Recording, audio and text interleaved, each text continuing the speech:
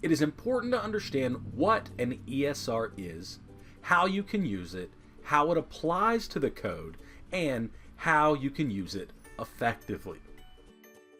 Hi, I'm Robert 90, your spray foam advisor and the guy in the Hawaiian shirt. I wear the Hawaiian shirt as a symbol of freedom and flexibility, something that all business owners should want to achieve. You know how most SPF contractors start their business because of their technical skills, but they have no plan for growth? There's no consistency because decisions in their business are made on the fly. They are just trying to get through the day.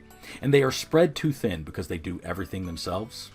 Well, what I do is help SPF contractors like that measure profitability, identify the key activities that drive success in their business, and create a game plan that develops consistency and growth.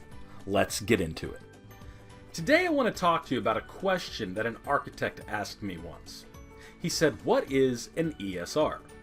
ESR stands for Evaluation Service Report, and the architect was asking me what it is. He was asking me if it was part of the building code. How does it fit within the code, and what does it mean? So, it is important to understand what an ESR is, how you can use it, how it applies to the code, and how you can use it effectively. First, an ESR or Evaluation Service Report is not part of building code. It is not part of the code itself. The code resides in the big books published by the International Code Council. This includes the IRC, the IBC, and the IECC, depending on what type of building you're working on. These code books have requirements for various products, for various different building types, for how different types of materials can be used in different applications, and the tests required for different materials to be used in these buildings.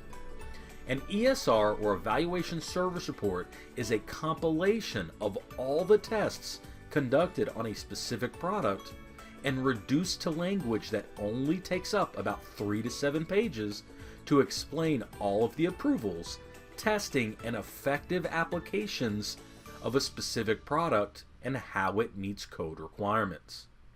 A more basic way of saying this is that a single product may have 15, 20, 30, or 40 different tests conducted on it.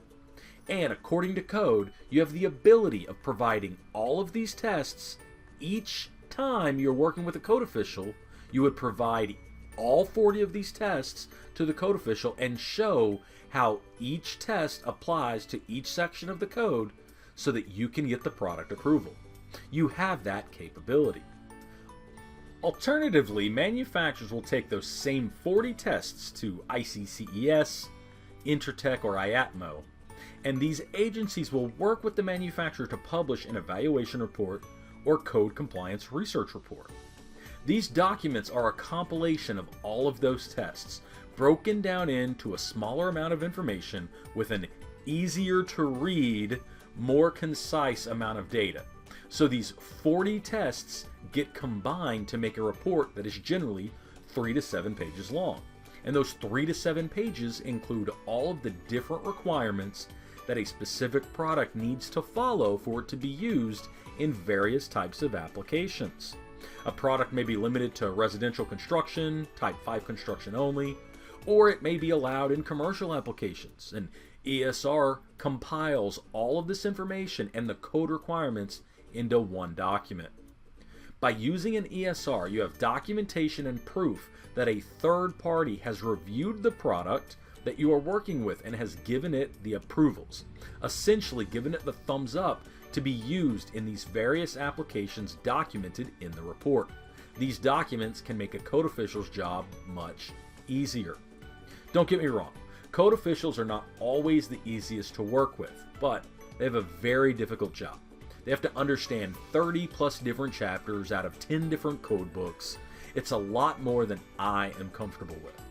I have a lot of respect for code officials, and I suggest you work with your code officials as effectively as possible. Meaning, do not fight with code officials.